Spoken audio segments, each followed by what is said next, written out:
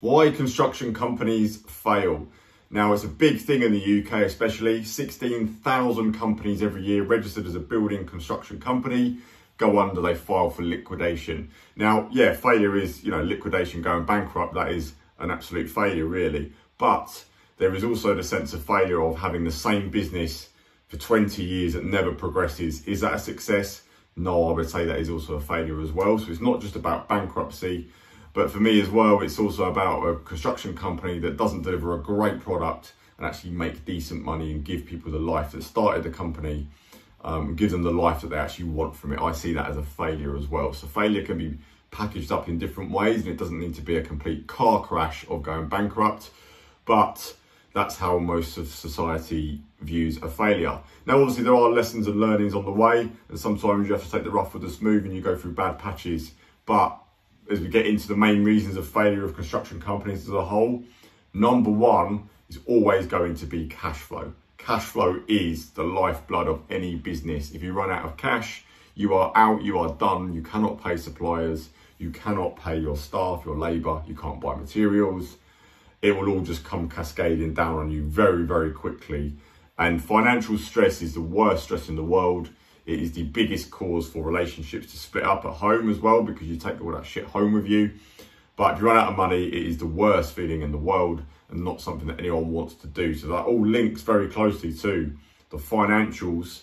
And reason number two of why companies fail is not adding the right profits onto the jobs. If you haven't got the right profits on, not healthy, decent margins, then what's the point of being a business? It is pointless winning a 50 grand job and it costs you 50 grand and there's nothing left in the middle for you.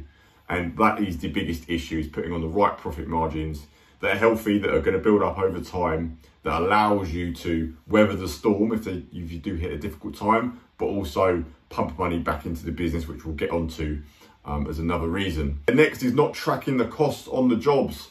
Again, it's pointless if you've got to the stage of, right, that's what the job costs, that's the profit on top, but you're not tracking that and it's not actually materialising because something's gone wrong on the jobs. You don't know where you are with your finances, which is going to link back to number one. You're going to hit some cash flow problems along the way. So you've got to track every single job cost, what every job is costing you, where they're at all the time, because if you don't do that, you bury your head in the sand. You only need 3 or 4 bad jobs to go and you've wiped out all of your profit for the year.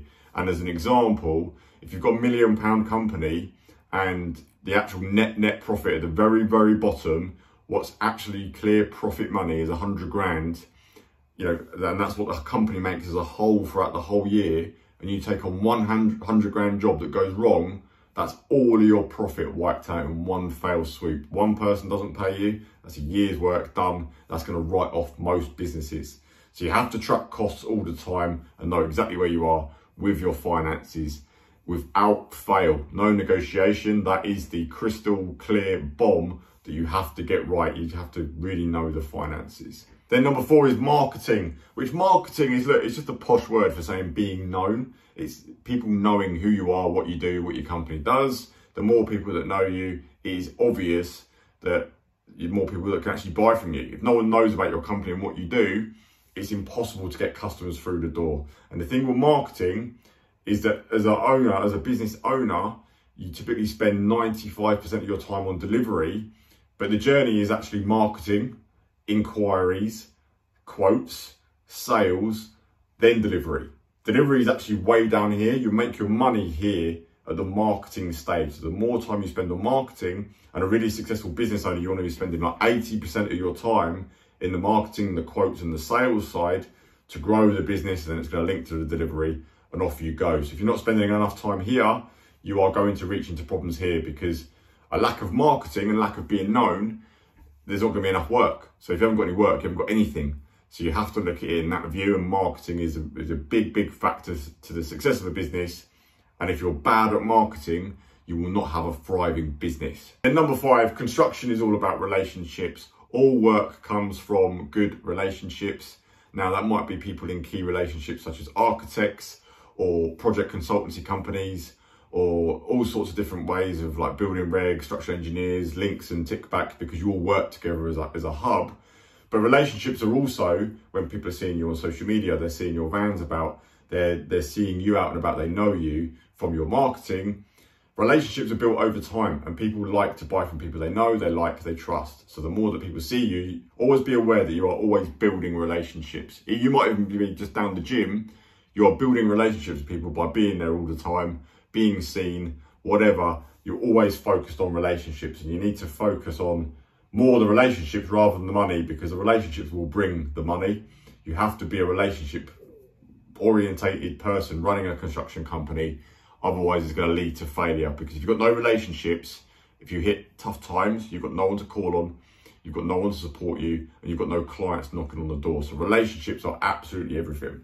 And number 6 is being a busy fool. And a lot of companies fall victim to this. You could be too nice to people, too nice to staff, too nice to clients, not charging the right prices for extras, and not doing and taking on the right work, because you're just seeing it as top line revenue. Anyone could go out and win revenue. Anyone can go and win a 100 grand job, a 200 grand job. There is loads of work out there. It is everywhere. But again, it's pointless just winning work to stay busy, because that will lead to your demise if there is not healthy profits on there and you're just doing it to tick over. That is not what you want to be. You don't want to be a busy fool. You want to be a calculated, well-oiled machine that actually delivers all the time. And then lastly, number 7 is not reinvesting back into the business. Once you start making money, you're going to hit other problems. You're going to hit other challenges to overcome. You've got to reinvest back into systems, knowledge, processes, people, staff, training. The list is absolutely endless. So you've got to have a mindset of reinvesting back in. It's pointless earning all the money and you're drawing it all out, so you're back to zero all the time, and the business is at risk of failure or vulnerability. Something happens, you haven't got the cash flow again, linking back to point 1. You can't weather a storm because you're not reinvesting back in, and you're keeping the money in the business to be able to be better, more efficient and more profitable.